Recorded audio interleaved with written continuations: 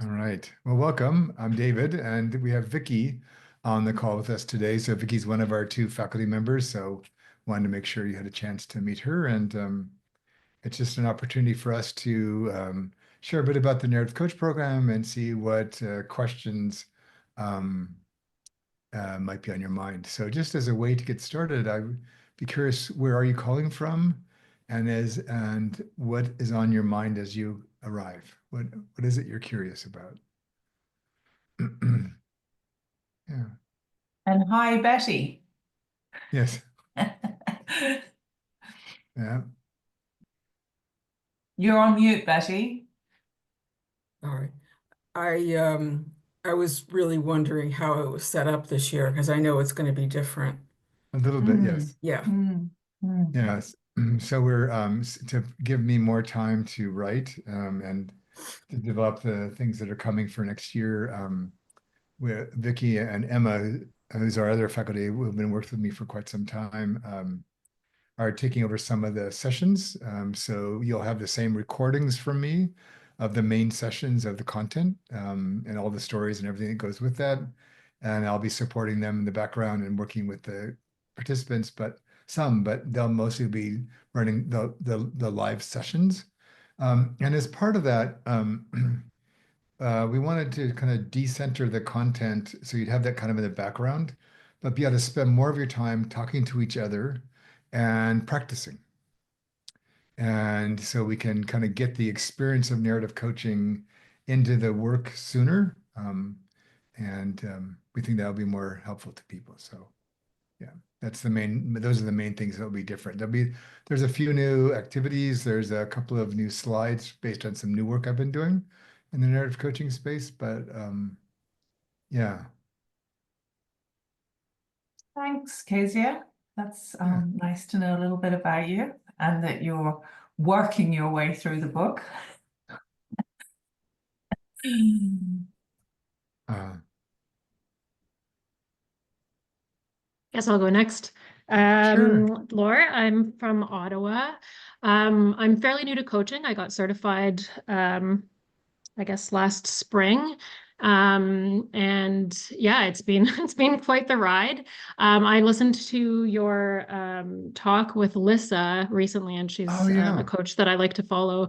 And anyway, it really spoke to me. I'm at this again, being a new coach, there's it's one of those like I didn't realize how broad a space it was going to be, and so I'm feeling pulled in so many different directions in terms of what I should focus on as I move into the space. I'm not in a rush to create a practice or anything. This is something that I've kind of eased into over the last few years. I left my job on a leave with COVID. And so I've been focusing on taking care of my family, but this is Mhm. psychology is, my first love. And it's unfortunately something I didn't pursue earlier in my life. And Mm, coaching seemed like a good way to kind of, yeah. get into that space and help people.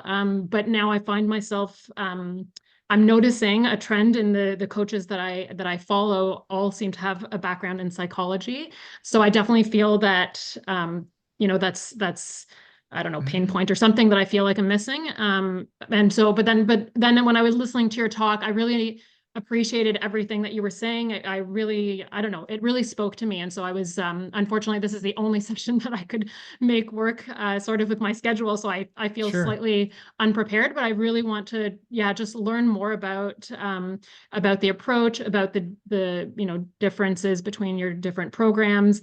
Okay. And kind of my biggest question for me is just where I'm at.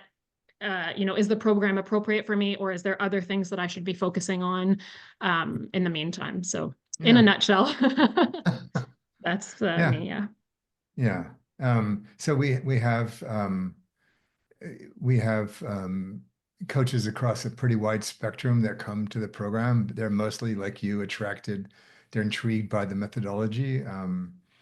For more advanced coaches, sometimes it gives them permission to let go of a lot of things they thought coaching was supposed to be. And they realize they don't need that anymore, and probably never needed it. And for others that are new, it's I like it because then they can choose from this things that serve them and kind of start with a stronger scaffolding for what coaching could really become. Um, but you don't have to have any background in psychology. We will teach you some of that, but as you'll see, even in this session, it's mostly about how to be a decent human and listen better and work with people's stories, and that's what we do. Yeah. Yeah, and thank you. I'll just Oh, add, Vicky, please. Yeah. Laurie, what you said about wishing that you had studied psychology. That resonates for me. I studied sociology and English initially, but I felt the same way, kind of that I wished I'd studied psychology, just because I think it would have been something that would have fascinated me from an early age. But I just didn't know that at the time that I was making those decisions. So, Yeah. yeah. And if it's any consolation, studying psychology when you're young is, I don't think, super fruitful because you're not mature enough to actually appreciate most of it. I took a bunch of psychology classes in college, and they think, "Oh my God, I have this disease. Oh, that's me. Oh, that's me." And yeah. Later in life, Yeah. psychology makes way more sense because you've been around enough people and you've been through enough life, and you can Yeah. put all these concepts into practice. So I think Yeah, and that, I appreciate you both saying that because I was just reflecting on that earlier. About like I was kind of dissuaded from going into that field, and I think it's something that I've been working through. yeah. But all that to say, reflecting back on it, I realized I don't think I would have been ready for it at the time anyway. I think Mhm. this is the time of my life. It's Yep. hard not to have regrets, but no, I appreciate you guys Sure. sharing that, and it's kind of now just limited time and so many things that one wants to learn. So where do you Yeah. focus that energy? Yeah. Yeah. Yeah. Great. Thank you. Would any of the others of you like to check in? Yep, I I can share. Oh, go ahead, Jessica. Oh, okay. I'm Jessica and I'm in by Sun Valley, Idaho. It's -6 right now. So a Wow. little cold.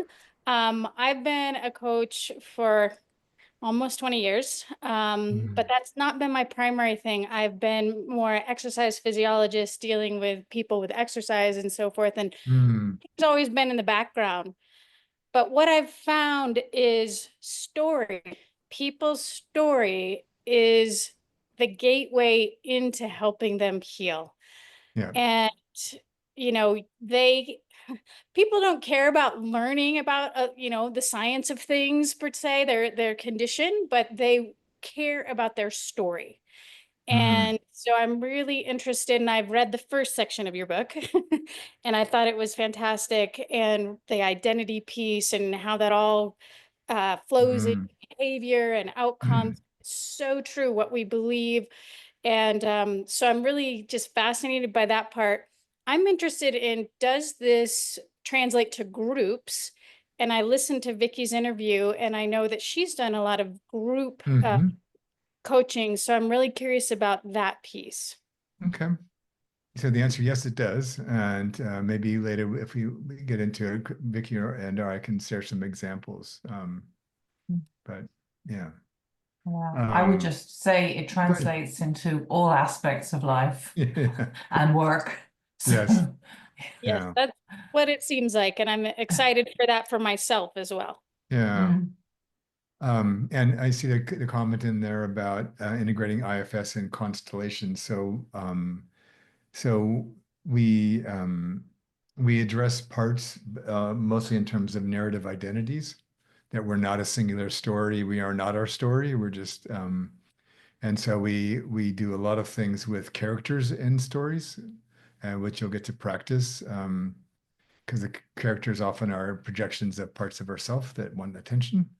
And I've done a ton of constellations work, and there's a lot of resonance here in terms of we focus a lot on the field. So we focus a lot on what's happening right in front of us as we're coaching. And we use a lot of objects in the field to help represent elements in their story. Yeah. So, yeah. So I think you'd find a lot of familiarity there. Eugene. Yeah, hi. Hey. I'm from Singapore. Okay. Yeah, in the same place where um, Emma is. Yeah. Yeah, so I've been coaching since probably 2012. Not really a full-time coach. I run several businesses in the space of like e-commerce and digital marketing. So I am probably in a space now where I am looking to go more into coaching and looking to see how can I deepen my competencies and skill sets in this area. So I've heard several of my I do mentor coaching, right? So several of my mentee coaches actually mentioned about this course and they said that they love it. So I'm just curious and keen to find out more. And I saw Emma posting on LinkedIn like just yesterday, and she was posting about the program. So I said, okay, let's take a look. Yeah, so I have no idea what it is. I've only heard good stuff about it. That's it. Yeah, great. Yeah. Well, thanks for giving us a try. Appreciate Yeah. that. Yeah. And Juliet or Betty, do you want to check in with anything more? Hold on a second. Okay. I don't know what happened. We can see and hear you. That's Yeah, I know you good. can. I just Okay. had been looking at something else. I'm sorry. I was listening, but I had to check something. No, I don't know that I'm going to do it again right now. I just basically came to just find out what was happening with the Sure. course. So, Sure. Welcome. thank you. Just would comment, I'm a business coach. I primarily work with well, I mix now, but individuals, partnerships and teams. And so I'm interested in the if there's applications, not just in groups, but also in teams around, I'm trained in ORSC, so we usually often talk about myth change, like, so that kind of the implications there, or with partnerships, there's often like a power dynamic that's shifting. One's aging out, one's coming up, Yeah. things like that. So again, you know, I'm sure you'll touch on it, but it seems Yeah. like something that'll be very helpful for working with that type of work as well. Yeah. So two things. So we don't overtly talk about team use of narrative coaching much in the program. And two things. One is we encourage people, we have an online forum as part of the platform that we teach through. As if you would like to explore that more, reach out on the forum to other participants, either current students or past, and say, I have this interest.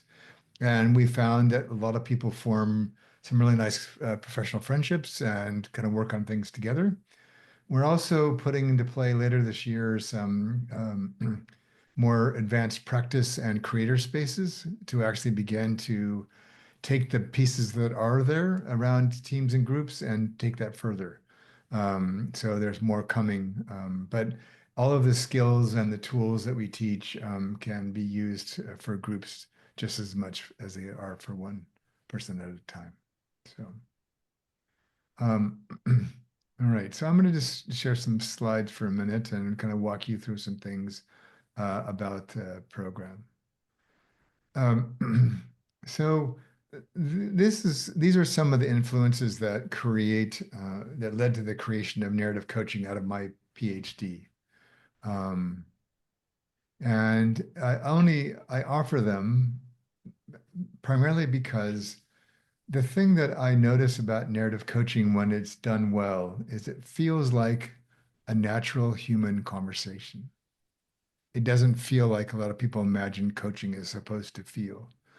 And it's trying to bring a lot of what clients are wrestling with down to a very fundamental human level and meeting them there as another human being. And so a lot of the work, I can just say pretty consistently after teaching this for so long, there'll be a significant portion of you that if you decide to come do the program will be confused at the beginning. And you'll be waiting, when are we going to learn how to do narrative coaching? Not to realize that, not to appreciate that a lot of, I'm just going to go right here. A lot of what we're doing in the beginning is helping us to recognize ourselves and to be able to see that we can only really travel as far as we've been ourselves. And so a lot of the work is preparing ourselves to be able to hold space for people's stories. And so the beginning of the program is really just about orienting you and welcoming you and all of you into the program, just like you would in a narrative coaching session. So the entire program, as every program I've built for 20 years, is all built around the same model. So you're going to be going through narrative coaching while you're learning narrative coaching, which means we're going to start with situating ourselves. And that will be an opportunity for some of you to discard things you realize you don't want to have part of your practice anymore, or to deepen things you're doing but now can do more of, to begin to then offer that same gift to the people that you work with. So I'd like to just share with you a couple of slides to explain what that show you what that looks like, and then then get some thoughts from Vicki about all this as well. So this, if I were to caricaturize traditional coaching, it kind of looks like this. A coach has been trained with lots of powerful questions, and they ask those questions, and oftentimes they're quite good questions. And then the client's over there thinking about our question, and then at some point they answer our question. And then if we're not careful, the coach starts thinking about what was said and listening, but they're really kind of listening to formulate something in their mind to figure out what question they want to ask next. So, and what happens in that often, if you're not careful, this starts to really wind up to the point where all the attention goes on to yourself to carry this cycle forward and the methodology you're trying to use in the conversation. There's nothing really wrong with this. This is like coaching 101 in a way. The problem is that to become more masterful as a coach, for me, means transcending this, because there's too much about this that even with our best of our intentions often feels very coach centric. And the research would suggest that methodology in itself has almost zero impact on outcomes. It's not a factor. And in some ways, neither are we. And so what narrative coaching does is say, we have a professional responsibility to show up, but we perceive our role and our focus is going to be a little bit different. And it's based in the research that I've done for a long time on most of the elements that have influence on the outcomes for clients are factors related to the client themselves. So the fundamental point of coaching is not coaching. The fundamental point of coaching is what the client can do later they can't do now. And so we then mirror that in how we think about our coaching, and starts with our attention really is to the relationship and to the field, the energetic space that we're working in.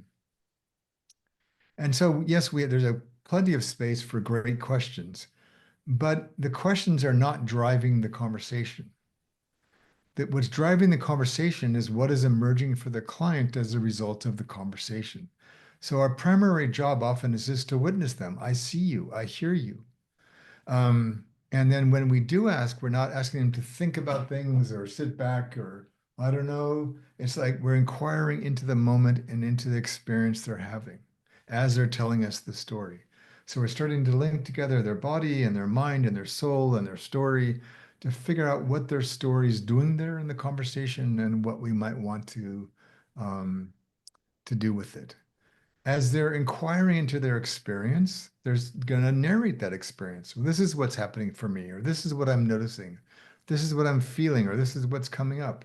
And we're listening and observing that, and we're reflecting back to them what we've listened and heard, which could come in the form of a question, but more importantly, is a direct result of what they've already said. So they themselves are driving the conversation in the direction that's important to them, and they're ready to kind of go to those spaces. And what this means is that many narrative coaching sessions are not always as long because we don't need the same amount of time. And sometimes one of the practices we'll do in class is we'll give you 5 questions and an opportunity to practice, and you only get 5 questions. And we used to do this sometimes with 3 questions, but now we've been more generous and now you get 5. But the important piece here in narrative coaching is we're only, to the best of our ability, only working with the elements of the stories that are presented or could be presented. We're talking far less than most coaches. And we're trying to think of what's the smallest thing I can do right now that would help this conversation move forward. Um, and yeah, and so we often ask very few questions, and if we do, we try to move towards what we sense is actually unfolding in real time for the client. So I'm going to stop there for a minute and just see if Vicki, you'd like to share anything, and then we'll come back and talk a bit about what's it like to be a narrative coach. But anything come up for you, Vicki, in that? Um, yeah, a lot of things, but I'm also sort of mindful of what may be Okay. interesting for the people who are here. Yeah. Yeah, I think maybe I'll just touch on the quality of the relationship. Mm, Um, and I thought it was interesting what you said. You know, it's not even about that I feel like I've built a really strong relationship with this mm, client necessarily. It's about noticing things mm. in the relationship that you have with the client. So I'll just share an example. I was with a Sure. client yesterday and in a tech office, and the client said to me at the end of our meeting, a coaching client, could you take yourself downstairs? So I thought, okay. So I got into the elevator and I went down to the reception, and the security guard at the reception said, you can't leave without the employee here to Uh, let you out. hmm, So I was sort of abandoned down in the reception. And hmm, my client had dashed off to another meeting. And I was just thinking, it's interesting that it never dawned on her that that might get me into hmm, difficulty. And I hmm, just noted to myself, that's interesting. That's hmm, interesting. I wonder if she ever leaves other people feeling a bit like this. hmm, And you know, it's not something I'm necessarily going to bring up. Well, I might, if I go into the office again, ask her to take me down to the to the floor. But I just thought, yeah, you know, this is interesting that this hmm. happened. Yeah. So there's so much opportunity in how you experience the client to Hmm. learn more about them, because probably the way that you experience them is also the way other people Yeah. are experiencing them too. So I just feel that's a sort of element of this Yeah. noticing. And then you can use your working relationship with them as a playground in a way for them to experiment with new things or notice new things about themselves and become sort of a rehearsal space in a way. Yeah. And I did get out eventually. I really had to charm the security guy though. Yeah. Hmm. Anything from the group at this point? Hmm. Hmm. All good. Okay. I have lots of questions, but I'd rather listen to you go through your Okay. presentation and maybe they'll answer themselves. Thank Sure. you, though. Sure. Yeah, and you always can put things in the chat too if you want to just offload them so we don't forget them. Um, yeah, I'm gonna get this to, there we go. It's not responding. There we go. So I'll let you just appreciate this for a minute.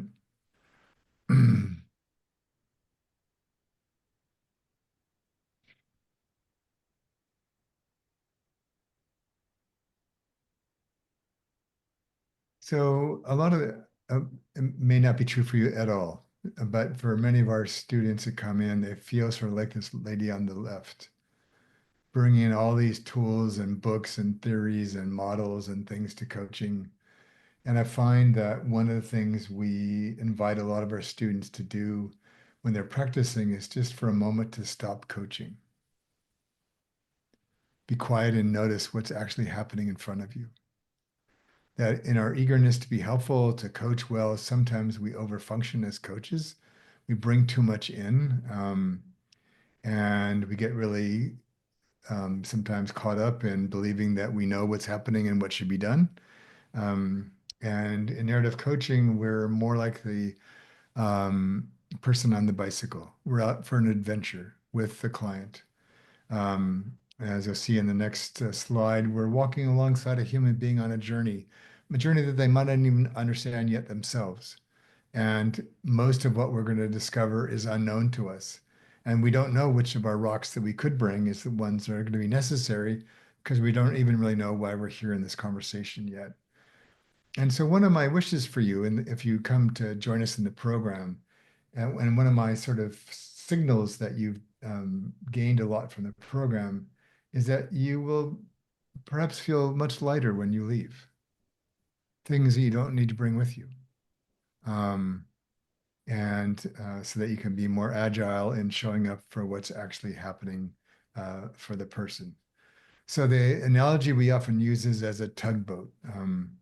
So tugboats obviously are dwarfed by the boats it's pushing around, but it understands physics, it understands agreements, it understands all kinds of things such that it can nudge the boat either out to sea or into port. So um, we're walking alongside somebody. We're not taking them anywhere. We're not, doing things for them. And we're there as a fellow human being. And our fundamental narrative coaching question is, what does this person need most right now? And that's where we might nudge the boat. And so there is a model that we use to frame kind of what's happening, but it's not a model that with steps that you walk through as a coaching model. It's actually a human model of change. And so our primary job is to notice where on that journey is this person right now and what might they need next. And that's where we go with the conversation. So those of you who are bringing in other bodies of work, other approaches, other fields of study, it's all welcome here because you're really just creating a richer palette to draw from as you're trying to work with what's unfolding for this person. So if you did read the first part of the book, you'll have encountered sort of the 6 principles. If you remember these and forget everything else, you'll still be fine as a narrative coach because you'll instinctively move towards things that would be very narrative coaching like. So the first and most important one is to trust that everything you need is right in front of you. And so even at this stage in my career, there's times when for whatever reason I've lost the plot, I'm not tracking, or my client's is confusing me, and I kind of lose the thread of what's happening. And so rather than worrying about it or pulling back, I just say, it's all right here in the room. I just come back to the present moment and ask what's true for the client right now, and then we're back in the rhythm again. And what it does is it allows us to relax and trust ourselves and trust our process. So we're not worried about having to think in the back of their mind, oh, this doesn't make any sense, or I've got some great ideas here, all kinds of things, these stories we make up that cause us to overact and worry about doing the right thing and often in the end taking too much responsibility for the conversation.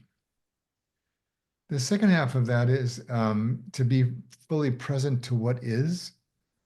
So we deal a lot in helping people pay attention to themselves, hear themselves talk, reflecting back to them the stories that we're hearing them tell us, to help them become aware of themselves through the stories they're sharing.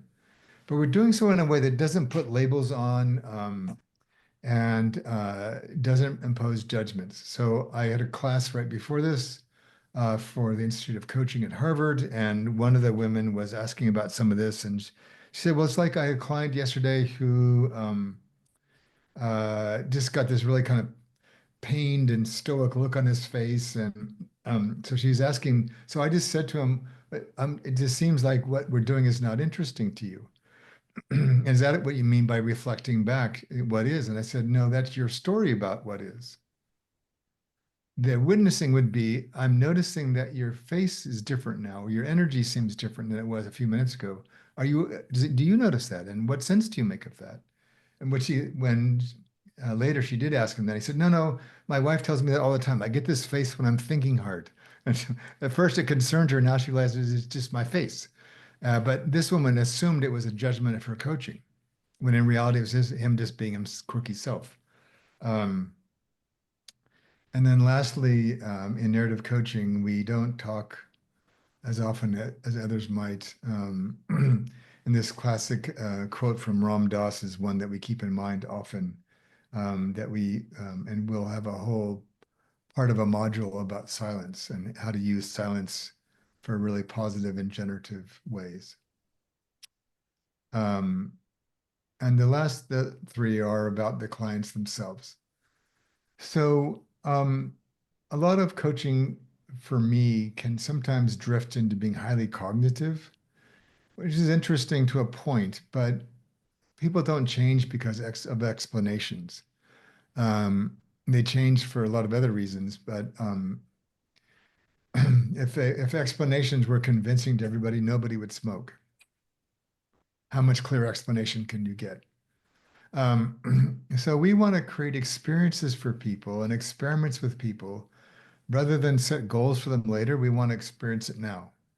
As well, they have the safety of our support and the coaching session.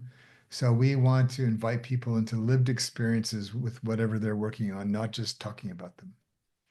And to do that, we work actively with all the elements of the story, the characters in the story, the objects in the story, the words and feelings and spaces of the story, because we're basically bringing what's inside the person out into the room so they can see it and work with it. And what if that character went over there? And what if we threw this out the window? Or to begin to then help them feel safe enough. Because if we go right at their story in themselves, it's often deeply attached to their identity. They often have defenses around it. But if they're just playing with it in the room, like, huh, that seems pretty absurd. Who would think that? Oh, me. And then they start to be able to find ways to work with that differently. And then often what comes out of that is a choice point, a threshold, where there's a new story on the cusp of being born. And that's a lot of what we're doing is stewarding that story. Like, you might have grown up as an oldest child in a family for which your parent or parents were highly dependent on you to manage the family. So you instinctively try to be in charge of everything. That's what you're used to doing. And so your threshold might be, what if I didn't have to be in charge? Well, that seems frightening. Oh, well, because it's going to invite me into a new way of being in the world. And so then we want to help our clients have those experiences to begin to imagine, how would you be in the world if you didn't have to be in charge? And just coming back then to silence, it's not about what happens after you stop talking. It's the ground of everything that we're doing in coaching, to me. And so a lot of things that we do in narrative coaching is just help us to notice, as Vicki was saying earlier, what's actually happening right now? What are we noticing? What are we feeling? What are we sensing about this space that we're in? And what that might tell us about what the story would like us to talk about. And you'll see this slide again in the class if you come, and I'll tell you the story of the slide and this photo I took and why it's here for this slide. But I'm going to just stop there to give you a little bit of a taste of narrative coaching itself. And then after this part, I'd like to just share a bit about the program itself. But I just I'll take this down now and just see if anything is coming up for you that you'd like to ask or share about. I'm not seeing, is anybody else not seeing David right now? Oh, it went I black see him. again. Wow. Yeah, you had frozen actually now you're back. It's Yeah. highly sophisticated. I just turned the video off and then back on again. Yeah, when you were talking, you had frozen. I thought it might be just on my screen. So yeah. Anyway, you're back in real life now, so that's good. Excellent. Well, I was here the whole time, but just invisible. Your Well, voice was fine. It was just the video Great. had frozen. Well, thank you for letting me know.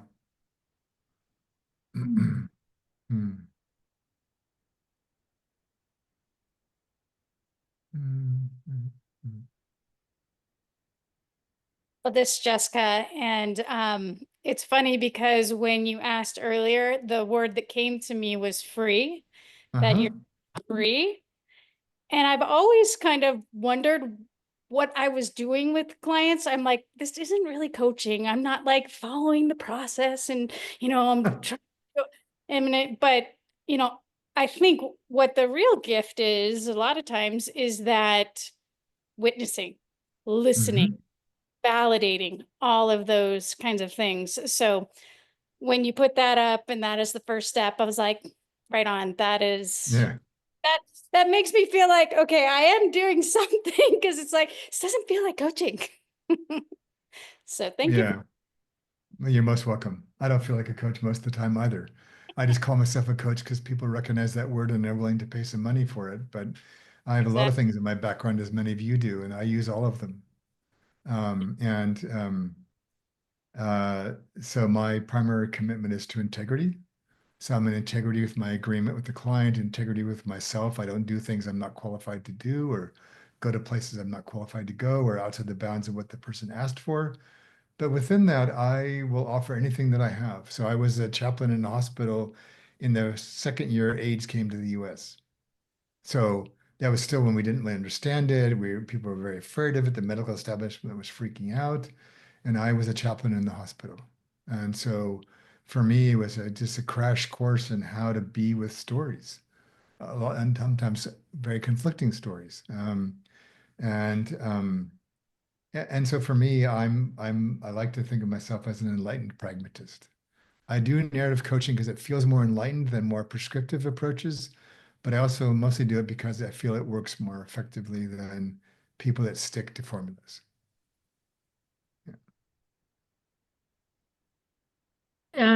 On that note, Yeah. what's coming up for me is, and this, I feel like maybe this is putting the horse before the cart or whatever, or the cart before the horse rather. But one thing that's been coming up for me a lot is, there's this idea once you become a coach where it's, you're flooded with like, oh, you need to niche, you need to niche.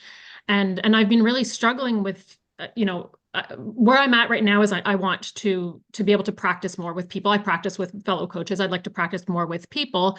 And so part of that is having to, kind of put yourself out there. And so this idea of niching came up again. And what really spoke to me in your discussion with Lisa and what you're saying now is that I it's like pulling away from that. Okay. And what I struggle with niching is it's like I don't have like a particular thing I want to help people with. I just want to help people who are struggling with figuring something out. They're stuck, or they're probably feeling how I'd been feeling and still feel at some most times. But that I can't put a niche around that. And I feel like what you're saying just really speaks to that, because um it's almost like this space between therapy and coaching. And in our class, we were told like, we're not therapists. Of course, I'm not a therapist in any way, but it's so therapeutic. And Yeah. this is just what's coming up for me as you're saying that. And I'm trying to formulate my question. I guess maybe my question is, how do you how do you use the, or what clients do you attract, I guess is my question, with narrative coaching, and how is it different from therapy if you were to, have to explain the difference to clients? Mhm. I hope that made sense. Well, there's a lot of cliched answers, which I don't agree with most of them, but um, that was the very first question I got with my very first narrative coaching presentation 20 some odd years ago. This sounds like therapy. And I said, and your point is what? Um, and I said, any change that any of us want to make on our own or with help will have a therapeutic component, something to heal in ourselves, something to discover about ourselves, something to make peace within ourselves. And if you're doing things that are not therapeutic in some way, you're probably not coaching them at a very deep level. You're doing more transactional, like career coaching or something. And I said, so again, my commitment is to integrity. So if you've never studied psychology, don't go meddling in people's psychological character, because you'll more than likely not do well. But you can be a good human and a wise human and be with people in those spaces. But I would say for me, uh, coaching tends, like a lot of therapists are now learning coaching to create more action orientations from their work with their clients. Um, and things like brief therapy have moved into kind of brief and solution focused coaching. And so there's kind of lots of crossovers.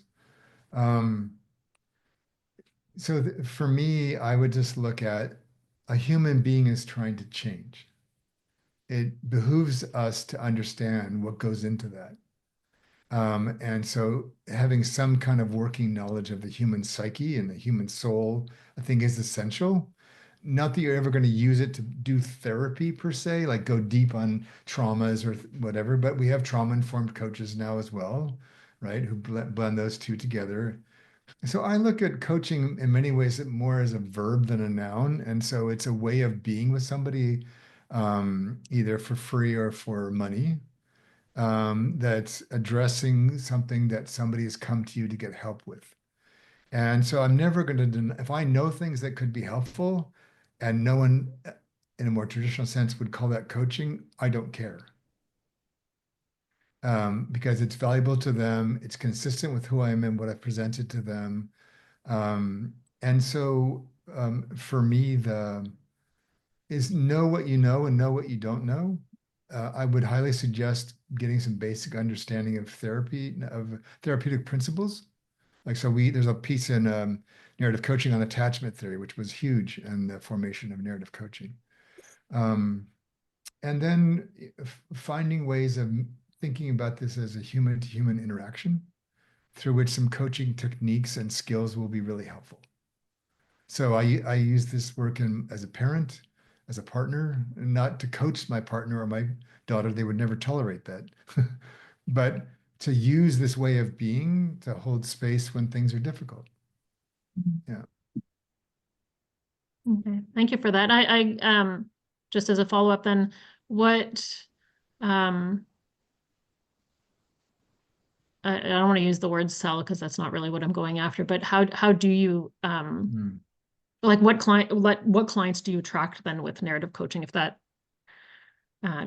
people, when I look at people and their niches, it's like, empowering women to, whatever, a career coaching, which is not what I'm interested in. But I'm curious then, how would someone choose this over seeing a therapist, I guess is. Yeah, well, in some places, there's still some stigma about therapy, particularly in workplaces. But I would maybe reframe the question a little bit differently. I would ask, how can you incorporate narrative coaching into the things you would like to be doing? And so I've attracted clients from all over the place. I think of it more in terms of what kind of clients are attracted to narrative coaching and do well with narrative coaching. They tend to have some skill at introspection, awareness of themselves, awareness of their body, be willing to look at themselves. If somebody wants a more transactional or behavioral form of coaching, there's tons of those coaches. That's not interesting to me, but it tends to be people that tend to be reflective, curious, are willing to be more vulnerable in coaching than they might be otherwise. What I hear from, like, I just think about my clients, what they appreciate is they feel like I'm treating them as a fellow human being, not as a client. And so I try to kind of destigmatize coaching and just say, we're two people trying to figure something out on your behalf. And so what I sense from myself and many of our students, and Vicki, you can chime in, but is they appreciate the way we are with them. Yeah. Yeah, I can also, Laurie, speak to it a little bit. One part of my practice is sort of working with, a stream of people who come for coaching as part of, a large organization. So somebody else decides that we're a good fit, and we meet. And occasionally it may not be a fit, but most of the time we do work together. The vulnerable thing is an interesting point, I think, that David made. One of my reflections recently, because I look at some of the work I do with leaders in large corporates, and as I reflect on it, I think, how come that engagement really seemed to go well? I mean, this client's really moved forward in their life, and why did that one not really go so well? And I think vulnerability is a piece in that. And I have noticed a trend that sometimes that's easier for me with women. Perhaps women just more easily show up more vulnerably, but not exclusively at all. So I've also learned to try and, given so that, I get a lot of clients coming from a particular organization, I'll just try and see where is this person and how am I going to meet them where they are. And if they're not ready for any, big, deep change, I'm not necessarily going to hold myself accountable for that. Because that's just where they are right now. And they may still get something that is of value for them right now. And Kezia, your point is well taken that oftentimes people, especially if they're moving through a big transition, are maybe getting some therapeutic help on the side. And so I often find in those cases, they're learning some deeper things about themselves, but they're coming to me to say, well, how would that show up differently in my leadership style? Or how could I try that on my team? And so we're actually helping bring to life the insights they're gaining through therapy. And so it creates a nice partnership. And also if we tread into like I mean obviously I won't share more details, but I have a client who has who is bipolar and chooses not to take medication for that for a variety of reasons. And we work we have conversations regularly about his mood state and what he's doing and directing sort of like I'll say, hey, it seems like maybe this is something you want to broach in therapy. And I think vice versa, even though I've never met the therapist, he sometimes comes to me and he says, well, she suggested that this was more appropriate to this venue.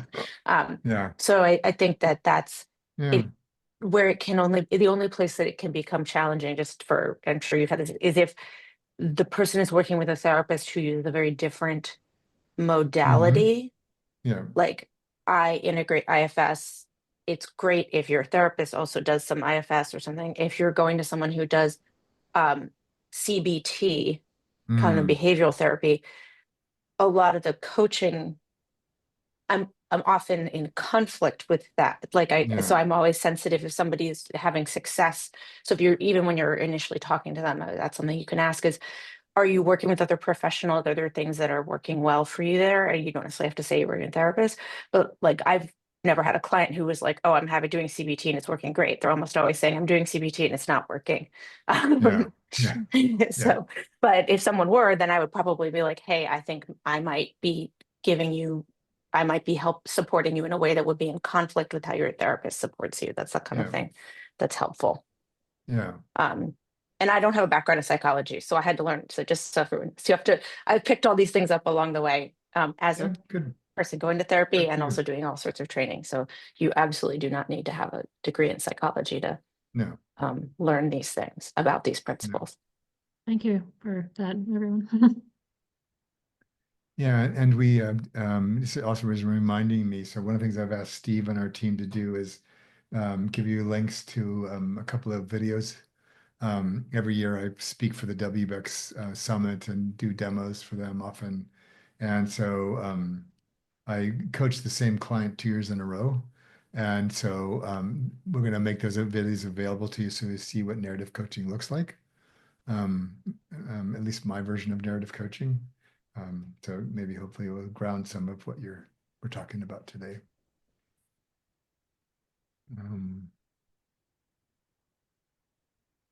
Anything else about narrative coaching itself? Otherwise, I'd like to turn and tell you a bit more about the program.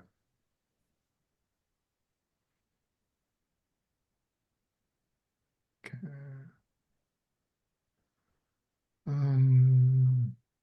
Okay. So these are sort of the 5 main things we sort of focus on across the program. So some people like the big picture, so kind of here it is.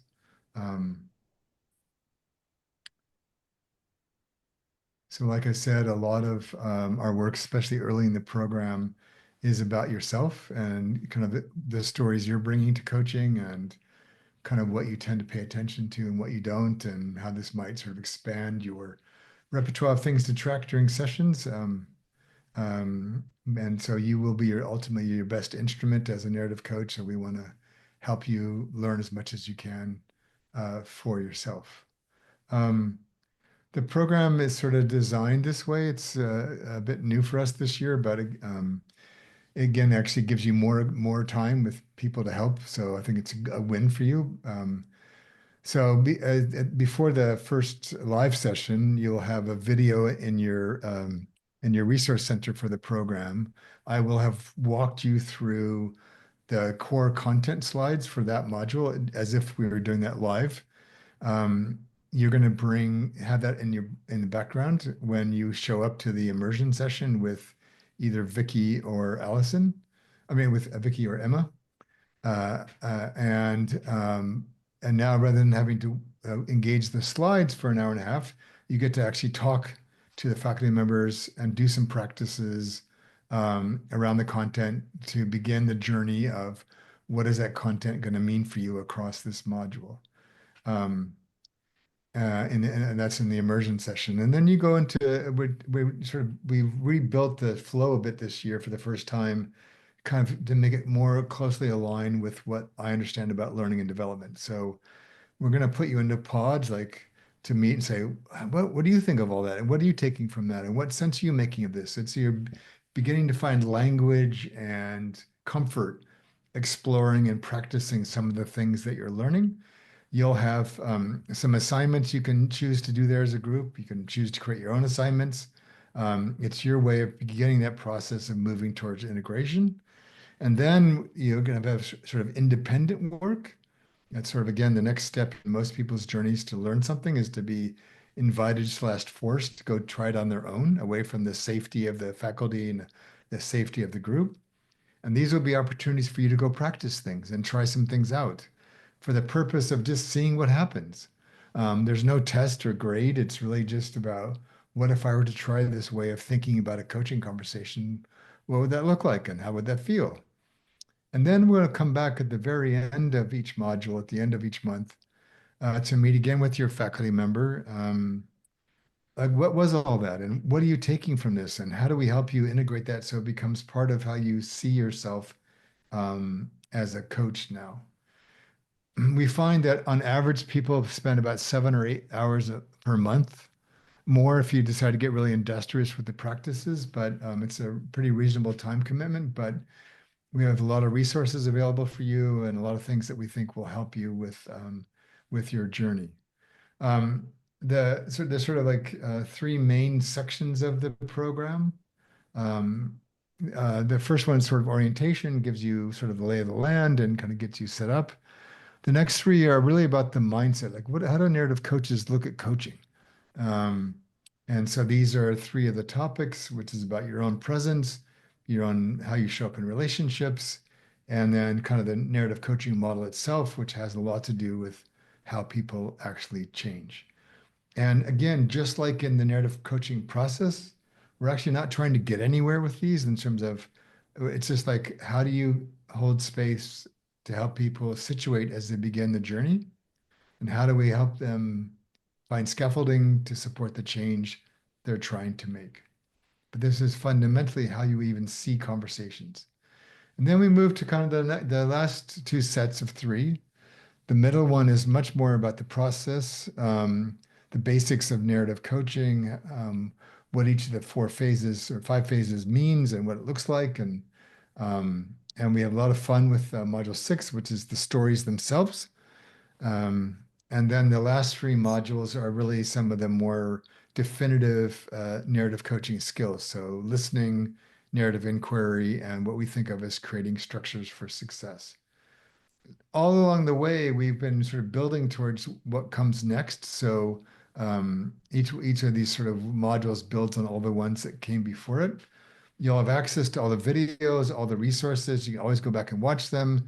There's a forum if you get lost or confused or have a great epiphany. You can share it for others to respond to and support you on. We also will track this to make sure you have any of your questions that are answered. The program itself, these are, again, a lot of what we've already talked about this. We're creating some opportunities later this year for you to connect with alums of our program through some special events so you can see people that are graduated and out there using narrative coaching. For those of you who want accreditations, you get 53 training credit hours you can use. And then we have a little request at the end for your certificate of completion to write a little brief portfolio, reflection on your experience, and then come to our graduation, which is always loads of fun.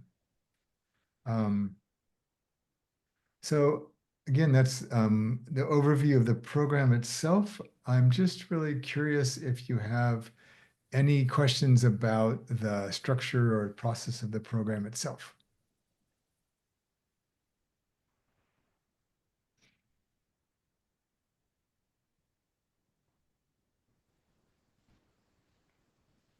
I feel like I'm always taking up the space, but I missed a little bit of what you said in the beginning because my computer froze. But from what I understand, you were saying it's a 7 or 8 time commitment per month, so Yeah, that's yeah. one module per month. Is that Yes. correct? Yeah, Okay. each modules are 4 weeks long. Yeah, my kind of concern going into this is that my kids are off during the summer and I've got they're my biggest responsibility and my biggest load Sure. right now. And so, thinking back to when I was in the program last year, I definitely burnt out. And so I guess my question is, what's the flexibility in terms of if we can't make Yeah. a session, or kind of what's the and maybe also is the whole program just offered once a year at the same time, or is there other is it going to be offered like at a different time frame the following year? I don't know. So yeah, some great questions. We offer every session twice a day on that day. So one at 10 a.m. Eastern time and one at 5 p.m. Eastern time. So we can cover most of the world that way. You're welcome to come to either, and you don't have to commit ahead of time, and you can move back and forth depending on your schedule. Everything that we do is recorded, so if you miss something completely, you can always watch the video later. Some people like that away from the distraction of the class and stuff. They like listening to the audio or watching the video on their own. Uh, you will be given a choice in the beginning of a number of options of when pods are going to meet, so you can try to optimize that in favor of your schedule as far as you know it. If partway through that doesn't work and you want a different time zone, we also can work that out with you. The assignments you can do at your own schedule, so there's no expectation about when you do them. You can do them. Some people do them all at once. Some people do them early morning before their kids get up, or just do it whatever way. And I guess the last thing I'll say with this is this is not school. There's no grade. There's no judgment. There's no anything. So yes, we want you to be a good representative of narrative coaching, but we're not sanctioning you now. Go out and conquer. You now are a narrative coach. It's a way of saying use the program in a way that serves you. Obviously be in integrity with the program, but you could decide, I want to be a better parent to my kids this summer. Or I want to parent differently. Or my kids are older now, I got to change my game. So you might say, for 3 months, I'm going to focus what I'm learning in my class on how might that affect my parenting. If that's what you need, you're going to be motivated to learn, right? Rather than saying, "Oh, I've got to go find some practices with clients." No, just take what's in front of you. Or if you're feeling like I'm burning out, well, then just take a break. The stuff will be there. You'll have access to the stuff for a year after we're done. So make this serve you. And with that, what we're moving towards next year is more of a learning community where we won't. So this is the only time the program's offered this year. We won't offer it in this format likely again, ever, for a whole host of reasons. State of the world, saturation of programs, all kinds of things. But we're going to create a lot more spaces through technology partner that I have and through faculty and people like Emma and Vicki. Opportunity for people either to come to the work for the first time, but more importantly, to practice the work, build new things with the work. But you'll have the entire library of everything we offer available to you in the membership. And we feel like we're in a sort of deconstructing period in history. So having a fixed form doesn't really make sense anymore. And we want to be able to adapt and help people adapt the material in ways that serve them. So if you want an intact program experience, this will be the last year we offer it this way. Yeah. Thank you. Yeah.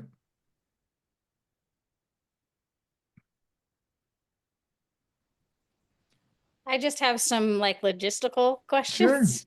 Sure. How many people do you generally have in these programs?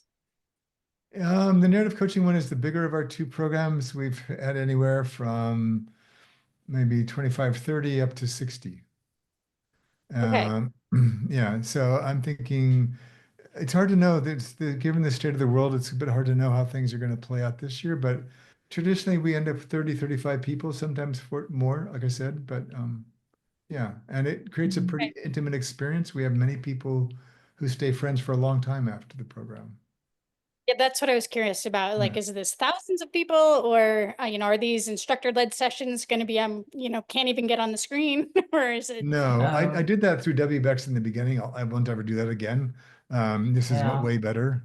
Yeah. There's also, remember that if we have, say, 30 or 40 people, we're running 2 sessions. Yeah. So Yeah. usually slightly more people come to the first session. Mhm. But you're much more likely to be in a group of 15 or 20 people. Yeah. And to that point, actually a 2023 participant wrote to me yesterday and said how he was still checking in regularly with people that he met on the program. So you should expect to form some lasting connections. Right. We're going to I'm going to a wedding in Florida next month with a woman that used to work with me and was also a longtime student. And I think there's 8 students that she made friends with. They're all coming to the wedding. Oh, And I've cool. never met any of them in person, except for the one who's getting married. It's just that level of friendship that many people have formed. And not everybody does, but I think many people find that valuable. Sure. I have to say that, sorry, go ahead. I was just gonna say, that's part of the appeal to joining another program is like, I'm still so connected to all of the people that I met Yeah. in the program I was certified with. We've met up in different cities and it's just, yeah, I have to say like, it was hard, graduating from that program and kind of not seeing them every day. So I think there's a little piece Yeah. of that I want back. Hmm. And then as far as when we're done, we would be narrative coaches, narrative Yes. coach. Yeah. And then are there CEUs afterwards? Yeah. So yeah, you get 53 hours you can apply to things. And so far, I mean, like after I'm certified, I yeah. have certifications and like keeping track and up with all the different CEUs I have to do. So to keep my narrative coach certification, would I have to do more? Okay. No, we in the very beginning we did that, and then I decided it was way too much work and for almost no return of value to anybody, um, and um, and it just created a different expectation of the program. And I do this to make better humans, right? And I'm not interested in policing your certification, and it's not like it's life-saving or CPR. Right. And so we don't have uh, any requirements of you after you graduate that way. And but we will. The thing that also is coming next year with the new setup is a lot more opportunities to find people who are working on similar things or care about similar things, and a lot more around how do we deploy narrative coaching into non-coaching spaces. Yeah. It's like we have a lot of people that work in healthcare. That's kind of where. Yeah. That's where and I was trying to figure out how can I find some of these narrative coaches. Yeah. I didn't really see like a directory on the website or anything like that. So And when we switch to the new system, that will become available right now because everything's built by programs. It's been more difficult, but where the platform we use is now making some really wonderful additions that will allow us to do that. We still have to deal with like GDPR rules from Europe and privacy and things, but we're going to give a capacity for people to opt in. to be listed on the website, even if only for each other. And we're going to do more like profiles of students doing interesting things. And so we're going to make the community much more visible. And there's probably about 2,000 students we've had over the last 6 years, 7 years. We had two big, huge programs in the very beginning through a partner. And then there's a whole bunch of people from 20 years of traveling and teaching all over the world. So yeah. And so we want to capitalize on that more and start connecting people to each other. And with this new format next year, will there still be a narrative coach certification? Yes. Yes. Yeah. So there will be a pathway for those who want that. But we won't build the program as the on-ramp to that. But all the steps you would need to take for that will be made available to people. Yeah. Great. Yeah. Thank you. Yeah, sure. I Eugene, what just- are you thinking over there? Oh, sorry. Go ahead. Sorry, because I will forget it instantly if I don't say it. I just realized one of my questions was the difference between, I think you have two programs, right? The narrative do. coach and the ID. And could you explain a little bit the difference between the two programs? Sure. So they both come from the same philosophy, as does my newest work. It's all the same philosophy. That emerged most of my work in coaching. I've been in coaching for, what is it now, 28 years. And almost all of it for the first 15 years was teaching coaching skills in organizations, mostly in service of large scale change projects. And then I was doing these big, like I helped people like Nike fix technology problems through narrative coaching. And I did a lot of government projects and tech projects. And what I found was that the philosophy was really helpful, but then I was being an OD consultant, then a trainer, then a coach and a facilitator, and it was driving me mad. And so I said, there's got to be a better way. And I jokingly said to one of my clients one day, I said, can I just be hired as David?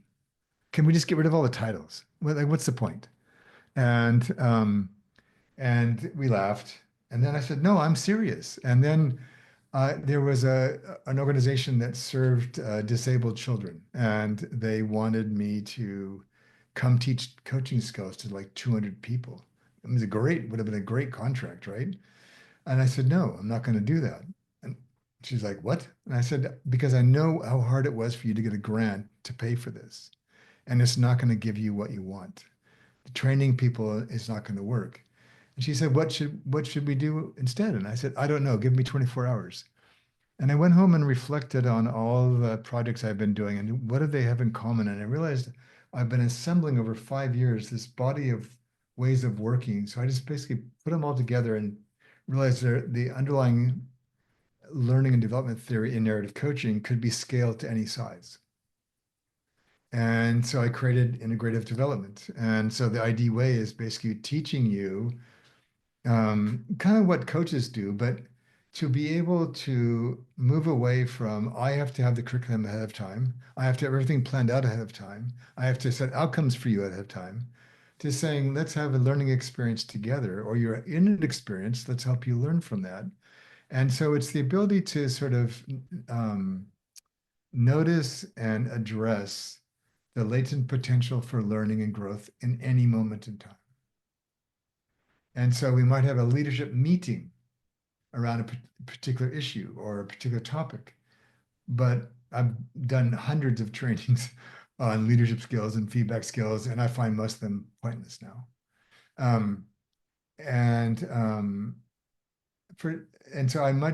Because they all are there for a different reason, and different levels of motivation and different pressures and different personalities.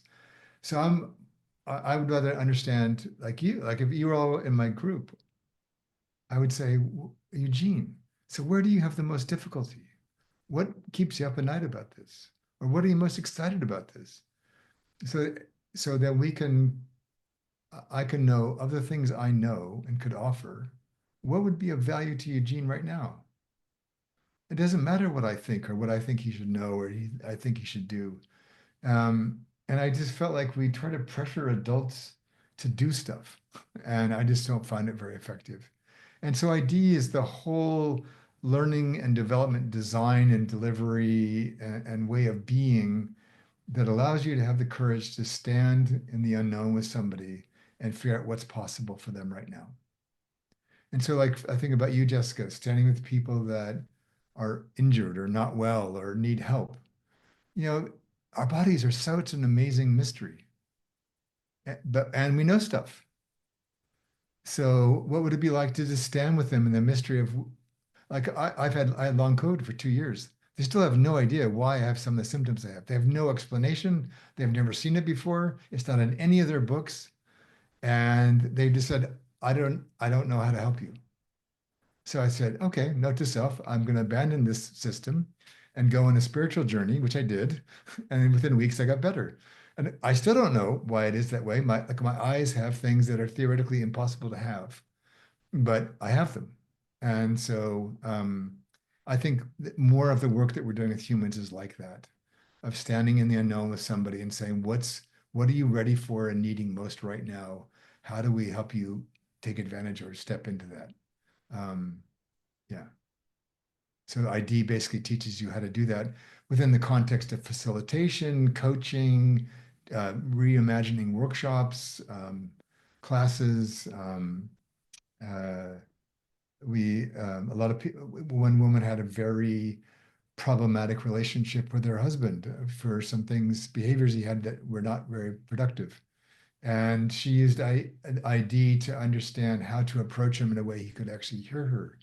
And he's resolved his issues. They're now back together. They're flourishing. They moved. And she said, I came here to learn how to be a better practitioner, and I saved my family. Right. And it's like night and day. She's a completely different person now. And so for me, it's just, I believe a lot of the silos that we're stuck in, the systems we're in, don't effectively address the complexities of what it takes to change. And so I want us to so out of that program, we encourage people to say, what would an integrative practice look like for you? So even of the 6 of us on this call still here, that would look very different for each of us because of our background, the things we care about, the things that we're trained in, the things we do. So it's a way of thinking and a way of working that allows you to create a practice that I find really refreshing. Yeah, and much more grounded in the realities that people actually live in. Yeah.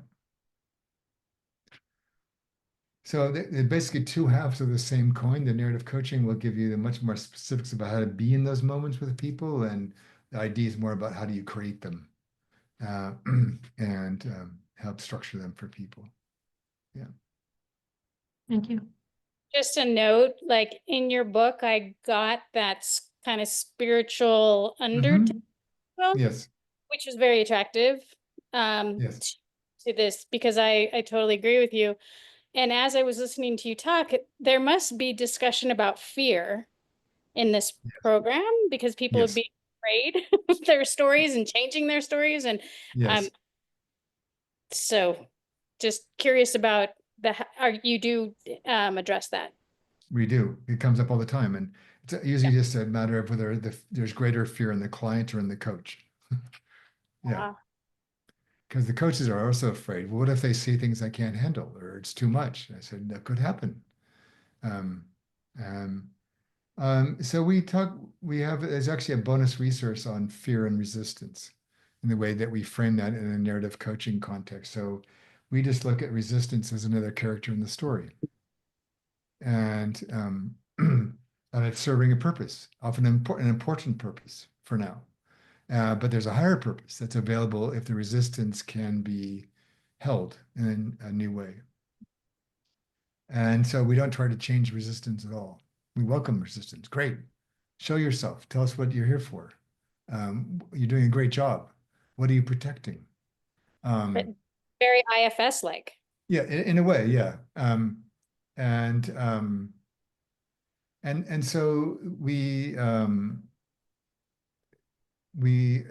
the core thing we're tracking is, what is this person ready for right now? So we're trying to gauge, again, we're just walking alongside. So maybe they're recognizing this about themselves for the first time. We're not moving to action planning. We're not confronting them like, wow, what's it like to notice that about yourself? And so I find narrative coaches often more patient because they recognize this is a process. And and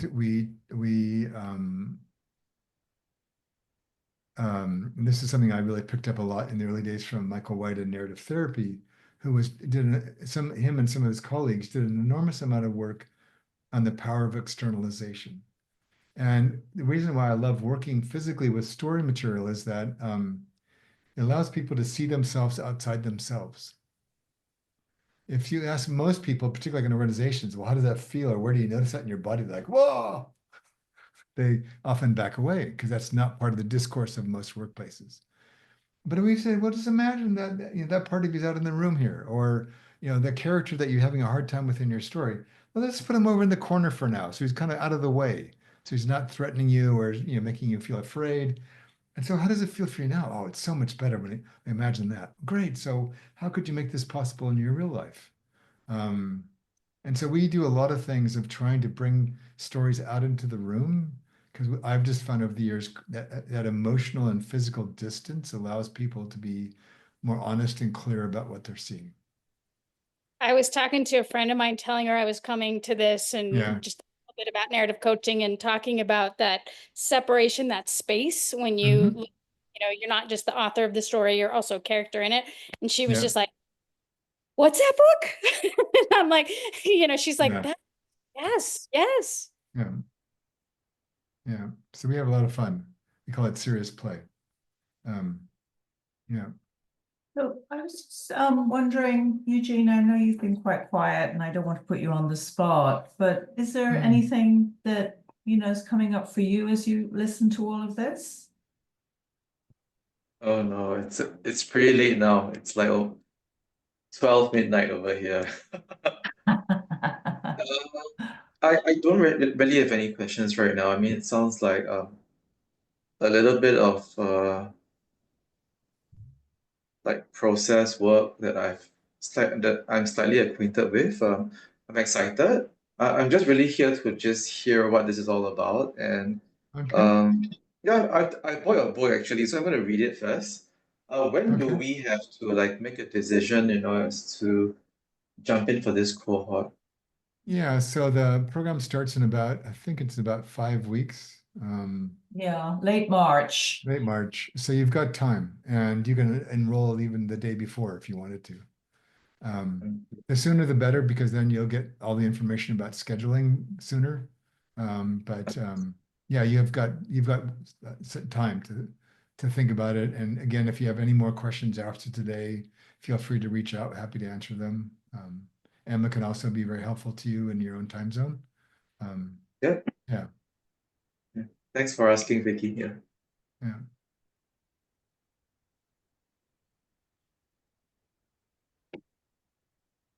Anything else for now? Anything else that you want to add, Vicky, before we close for the day? No, I don't think so. If everybody Okay. feels that they've Yeah. got what they came for. Hmm.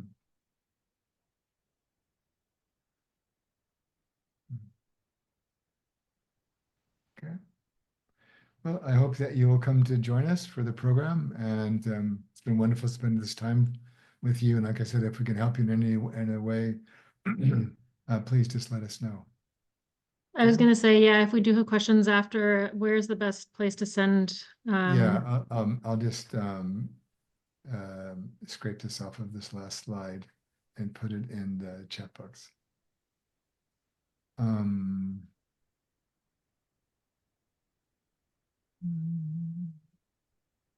There we go. Yeah, so I just put there's a 3 in there for some reason. Skip the 3. I don't know where that 3 came from. MI. Yeah, MI Connect. So Steve on our team will answer any questions. And if it's a logistical question, he can answer all of them quite well. If it's more about the content, he'll just forward it to me and I'll answer it for you. Yeah. If you'll let me, I can edit this and get rid of the 3. And just kudos to Steve. He's very responsive and very helpful. Yes, he is. he's one of those people that loves what he does. He likes geeking out on systems and making things work and helping people out. So it's been a real gift to have on the team. Yeah, yeah. Hmm. All right. Well, thank you for your time. Thank you, Vicki, for joining us as always, and have a wonderful rest of your day. Lovely to meet you all. Yeah. Really nice to meet you too. Thank you so much for offering this and for everything that you guys do. I saw that you offer those monthly The BCEs. so Yeah. I'm going to be checking those out, and Okay. I just want to say I appreciate, again, very much like Alyssa, I really appreciate how much kind of you put out there just to help people. Yeah. It's much appreciated. Thanks. Ditto. Thank you. Thank you. All right. And Eugene and Jessica, it Bye. was nice meeting you too. Yeah. Yeah, take care. Yep. Bye. Thanks again.